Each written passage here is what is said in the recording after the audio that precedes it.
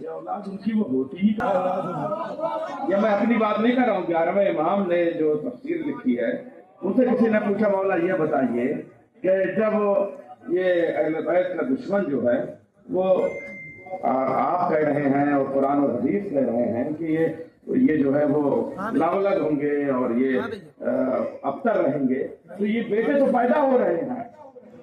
तो 11वें इमाम ने फरमाया बेटे पैदा होते हैं, पैदा होते रहेंगे, मगर वो अपने बाप से सिर्फ मंसूब होते हैं, होते नहीं हैं। ये है बस अजीजों, आइए अब हम शेर पेश करते हैं। आइए बिलाल भाई, इस बार जो है वो निजामत मेरी हिंदुस्तान में हम लोग रुक गए काफी, तो बहुत बरकती है। स्टेज पे मौलाना मेहताब साहब, मेरी आवाज कभी न कभी पहुंचेगी, शेर कर्नाटक अलीपुर में 13 रजब को मैं था, तो वो ये कहते थे हर शायर से मेहताब साहब कि सिर्फ 13 रजब पढ़ो, मौला अली पढ़ो। मजमा कहता था सिर्फ आशूर पढ़ो। कैसे चले मामला, बड़ा मुश्किल हो गई। 3-4 शायर इसमें कुर्बान हो गए। मैंने कथा कहा सुनिए साहब, कुछ को उनके हसन ने मार दिया, कुछ को उनके नसब ने मार दिया, कुछ को रब के गजब ने मार दिया। हंस रहे थे जो 10 मुहर्रम पर, उनको 13 रजब ने मार दिया।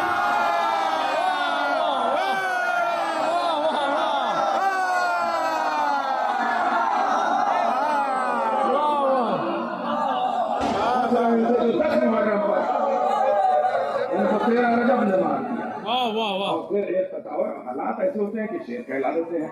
एक खतावर सुनिए साहब, रात ही है, मातमी है, सब अंजुमन वाले अंजुमनदारी करने वाले हैं। बिल्कुल भाई, हाँ अच्छा मतलब फजल रहिएगा।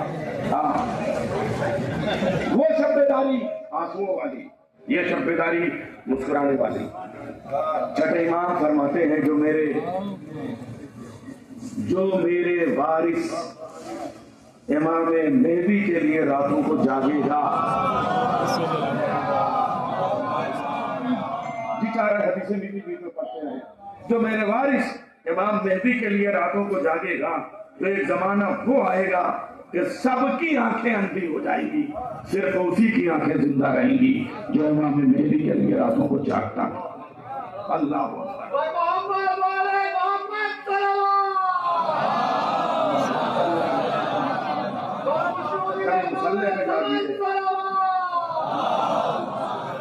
कभी परसों महफिल पे जाके, कभी घर में चार मिसरे सुनिएगा। अंजुमन वालों के नाम करता हूँ, एक एक मातमी की नजर कर रहा हूँ।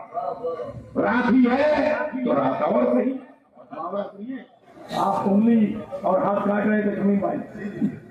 रात ही है तो रात और सही, बात ही है तो बात और सही। मातमी मैं तू दुश्मने मातम, मातमी मैं तू दुश्मने मातम, आ तो फिर दो हाथ और सही।